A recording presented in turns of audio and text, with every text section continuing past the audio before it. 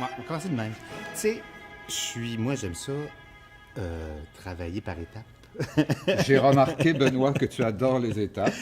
Et donc, il reste que, bon, donc aussi de commencer avant même l'écriture, qu'on fasse un atelier, qu'on développe peut-être un langage, qu'on réussisse à trouver comme des pistes. Là, on avait comme le premier atelier qu'on a fait, on avait quoi, un petit bout de texte. Hein? Je me demande, sais-tu, avions-nous un texte? Oui, moi, je pense qu'on avait déjà le. Oui, Ah, en tout cas, on avait l'idée de la perte de visage, ça, je me souviens. oui, je t'ai dit, voilà, j'ai le titre, Oui. Le garçon au visage disparu, Ouais, ouais. mais j'avais pas encore l'histoire. Non, c'est ça. Puis là, à un moment donné, tu es arrivé avec l'histoire de la mère avec la police. Ça, je me souviens qu'on avait ça dans le premier atelier. Puis est-ce que tu te souviens, parce que moi, le premier atelier, je me souviens que tu as pris plein de notes. Mais vraiment plein de notes et des petits carnets. C'était la première fois que tu faisais ce genre de travail avec un metteur en scène extérieur? Non, non, je l'ai Non? déjà fait dans d'autres contextes, là. Mais je prends toujours des notes et je m'inspire de... Ben, je suis atmosphérique, moi. Hein. Alors, j'absorbe les propos du metteur, les interactions avec les acteurs. Puis, il y a des idées qui fusent, il y a de l'énergie, il y a du rythme, il y a de l'excitation, il y a de l'extase. Alors, je prends des notes comme ça au hasard et puis je laisse ça refroidir. Parce qu'à chaud, c'est toujours un peu dangereux.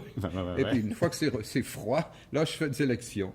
Et il y a toujours quelque chose qui va orienter mon travail, si tu veux, je sais pas, mon imagination. Voilà. C'est l'imaginaire qui est très important au théâtre. Ça, je me suis rendu compte, je me souviens quand tu avais dit, parce que dans le premier bloc, on avait, tu sais, à un moment donné, je t'avais dit, ouais, mais on dirait que c'est un show juste sur la mer, parce qu'on avait plein de scènes de la mer. Jérémy était là, mais il parlait pas. Tu avais très, très raison. Et tu sais pourquoi? Parce que l'actrice qui jouait le rôle de la mère m'avait subjugué par son talent. Oui, c'est ça. Et donc, grâce à son jeu, j'ai tout de suite... c'est son imaginaire à elle qui m'a capté. Ouais. Mais évidemment, ta sagesse m'a mis sur les bons rails. C'est vrai, c'est quand même l'histoire d'un adolescent. Et là, j'ai commencé à travailler le parcours dramatique de Jérémy, l'adolescent. Mais c'est vrai que au départ, j'avais la première scène, c'est-à-dire la maman chez la police, le policier, et j'avais aussi la dernière scène, qui met en vedette évidemment la maman.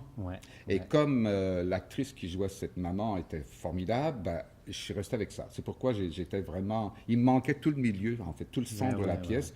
Et ben voilà, j'ai fait beaucoup de travail tout seul en prenant plein de notes, en imaginant pourquoi un adolescent allait perdre son visage. Parce qu'au départ, je ne le savais pas. Mais ça, c'est incroyable, parce que je me souviens que tu m'avais dit, je reviens à l'imaginaire, parce que moi aussi, je travaille, c'est pas pareil du tout, mais moi, je travaille sur le plateau, tu sais, je travaille au contraire avec les gens, avec l'action, avec en tout cas, l'expérimentation directe, concrète. Tu sais. Et je me souviens que tu avais dit, ah ben là, Jérémy, il faut que je laisse parler. Mais moi, ça me fascine tout le temps. Oui, je fais ça, oui. Mais donc, tu le laisses parler, mais il part de où? Il part de où? Ben, regarde, je vais t'expliquer. J'ai deux grands mouvements dans mon écriture. J'ai la quête et l'enquête. La quête, c'est justement le peu que j'ai, je le laisse libre de s'exprimer. Donc, j'avais la maman, elle a parlé. J'avais Jérémy, je l'ai fait parler. Puis là, je me suis aperçu qu'il avait quand même une petite amie, Jessica. Et ensuite, je l'interroge. Donc, mais la quête, c'est ce que j'ai écrit sans savoir ce que j'écris, sans savoir où je vais. Par contre, le deuxième mouvement, l'enquête, ça, c'est la chose la plus importante et la plus difficile et la plus laborieuse, parce que je considère ce que j'ai écrit pendant la quête comme une scène de crime. Okay. Donc, c'est une scène de crime que j'enquête. Je deviens un policier, un enquêteur, et j'interroge mes personnages. Que faisais-tu? Pourquoi étais-tu là? Parfois, ce n'est pas le nom de mes personnages. Là, je le savais, mais je demande pourquoi, Jérémy, tu as des problèmes. Qu'est-ce que c'est que cette histoire avec la vieille dame? Et tu n'aimes pas les pommes? Pourquoi? Mais tu offres une pomme? En fait, je pose des questions. Je me dis, mais est-ce qu'il neigeait? Est-ce qu'il faisait froid? Mais tiens, le froid. Le froid, c'est très important. Donc, j'enquête. Et je prends des notes, j'enquête, mais j'écris pas encore la pièce. C'est comme si j'avais mis Jérémy en prison. Et tu ne vas pas sortir de là tant que tu ne vas pas m'expliquer pourquoi tu as perdu ton visage. Et voilà. Et parfois, j'arrive à les torturer aussi. Ah bon? Ben, c'est mieux que je torture mes personnages que moi-même. Oui, ça, c'est ça. Les adolescents, ils sont repliés sur soi-même, et en même temps, ils sont pleins de passion et d'altruisme aussi. Ils veulent aider les autres. Il y a beaucoup de jeunes qui ont cette passion d'aller vers l'autre, de les connaître, de les aider. Ils sont aussi extrêmement scandalisés par la pauvreté, les inégalités sociales, la corruption. et ils sont passionnés, quoi. Et puis en même temps, ils sont perdus. Tout ça fait en sorte que j'ai créé ce personnage de Jérémie qui, je crois, ressemble à beaucoup d'adolescents actuellement. Mais moi, j'étais comme ça. Tu sais, moi, j'étais vraiment. Parce que là, lui, il y a quand même toute sa perte de repères. Moi, j'étais plus de l'ordre j'étais plus de l'ordre de Jessica. Ah, De la passion, de croire. elle est positive, Jessica. C'est ça, positif, de croire qu'on va pouvoir changer les choses, de croire qu'on va pouvoir. Moi, c'était mon adolescence. C'était-tu une adolescence comme ça? Ah non, moi j'étais terriblement schizophrène. J'étais perturbé, très intellectuel. Je dévorais les livres. Bon? Ah oui, oui, très, très. Je les dévorais, je réfléchissais tout le temps. C'était quand même un peu déséquilibré, mon affaire. J'ai commencé à mieux vivre dans mon propre corps quand j'ai commencé à étudier la danse, le Kathakali en Inde. Ce qui était dans la tête est descendu dans mes pieds. Et donc, après, j'ai brassé tout ça, puis ça s'est recentré. Ouais, j'aimerais savoir, comme les personnages, on pourrait dire secondaires, en tout cas les figures masculines, la police, le psy, sont venus comment? Ben, ils sont venus parce que je voulais créer un contraste entre l'enjeu et aussi, je pourrais dire, l'humour, parce que je trouvais ça périlleux d'offrir un texte qui soit complètement orienté sur la problématique de la crise d'identité chez les adolescents. Je voulais aussi qu'on s'en amuse, et parce que l'humour permet aussi de réfléchir, c'est aussi une distanciation, et ça allait donner des outils à ta mise en scène. Ben oui. Hein? Non, mais tout à fait. Donc, je ne voulais pas écrire d'abord une tragédie, ça n'aurait pas marché, et un drame naturaliste, j'en écris pas. C'est pas ma tasse de thé. Non, mais puis d'ailleurs, c'est ça aussi en tout cas, en tant que metteur en scène, il y a un plaisir là-dedans, dans ce côté. Tu sais, moi, j'ai été mettre tout le plateau de cinéma par-dessus parce qu'il y avait un côté un peu, dans ton univers, toujours un peu décalé, justement, pas du tout naturaliste. Puis là, tu jouais tellement sur un côté il y a un côté mélodramatique, un côté horreur, un côté comique, que je trouvais que ça me permettait d'amener cette espèce de distance-là où je pouvais rentrer des musiques, si je voulais rentrer de musique, un peu comme dans tous les codes de cinéma. Ouais. Puis c'était un peu pour contrer un premier degré que j'aurais été trop naturaliste, tu vois.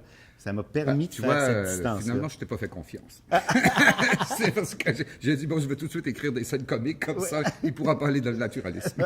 C'est ça. C'est pas vrai. Je sais. Non, c'est pas une farce. Oh oui, c'est une farce. Oui, c'est une farce. OK, d'accord. En voilà une vraie. Par rapport à ton côté métaphorique, ce que ça donne aussi, c'est que tout le long du travail, je me rendais compte qu'on arrivait... il fallait choisir des angles de contenu, si on peut dire. Tu sais, à un moment donné, je me disais, non, c'est un spectacle sur le besoin d'approbation filiale, sur cette dualité-là entre vouloir se couper du monde de ses parents, mais en même temps d'avoir besoin de leur accord. Après ça, on était sur la culpabilité, il y a eu le deuil. On dirait qu'on peut toujours... Mais je pense que c'est la force de ces métaphores-là qui demeurent ouvertes, qui nous permettent aussi, nous... de pouvoir donner le sens. Moi, je me suis rendu compte qu'il fallait que je laisse les sens ouverts. Mais en travaillant, il fallait quand même se poser la question puis se dire « Ah non, non, c'est surtout l'approbation filiale. » Mais bref, il faut aller dans ce que ça nous parle. Puis je pense que le spectateur, il faut laisser la chance au spectateur d'aller chercher ce que lui le rejoint. En tout cas, j'ai l'impression que c'est ça ton écriture. Ben, ce n'est pas qu'une impression. C'est ça. Non, en fait, moi, j'ai toujours voulu écrire des pièces dont le sens demeure ouvert. Et même, je crois, j'essaie que mes textes ne soient pas comestibles. C'est-à-dire, on ne peut pas les digérer sur place. Une fois, on ne peut pas tout ronger l'os, quoi. Il reste quelque chose encore. Lorsqu'on sort de la salle de spectacle, on peut encore s'interroger et en débattre de l'enjeu. Et aussi de la façon que l'enjeu a été exprimé à travers le jeu. Donc, non, j'appelle ça la petite boîte noire. Je mets toujours une boîte noire cachée dans le texte. C'est un peu comme la boîte noire dans les avions. Donc, elle est bien cachée, et mais sauf qu'on ne peut pas l'ouvrir. Il y a un mystère dedans. Et je l'appelle parfois le centre noir aussi. Et moi-même, je ne le sais pas. Parce que souvent, on nous demande, à nous les auteurs, qu'avez-vous voulu dire? Mais c'est ouais. sûr qu'on veut dire des choses. C'est le discours de la pièce. Mais on ne sait pas tout. Et il y a des choses qui nous échappent. Et si la pièce est construite pour que le sens demeure ouvert, le metteur en scène, en l'occurrence toi dans ce spectacle, va aussi, je pense, vouloir garder une partie du sens ouvert. Ben oui, complètement. Parce que sinon, on a l'impression de réduire, et en plus, en tout cas, de réduire l'impression qu'on a eue, et en la lisant, même si nous, ça s'est construit au fur et à mesure, il y avait toujours quelque chose de très ouvert, puis il fallait garder Oui. ça. Moi, ce qui m'a fasciné dans ton travail, ce sont les étapes dont on a parlé tout à l'heure. Parce que je suis habitué à faire des étapes. Je fais parfois 12 versions d'un texte. Mais là, je suis tout seul. Mais Ah, toi, ouais, ouais, tu ouais. le fais avec des acteurs, des concepteurs et aussi avec des publics différents, aussi des spécialistes. Il y a eu des psychologues, même peut-être des psychiatres, je ne sais pas. Ah ouais, il y a une psychologue, un philosophe. Hein, ouais. oui, une philosophe. philosophe. Et ça, évidemment, c'est impressionnant parce que c'est beaucoup de temps, beaucoup d'énergie. Et j'ai assisté à des labos, à des discussions. Évidemment, tout ça fait en sorte que je suis plus riche de réflexion et je peux aller plus loin dans le texte. Ben, merci. Ben, écoute, Benoît, bravo pour le magnifique garçon. Mais bravo à toi. Et puis, à retrouver son public.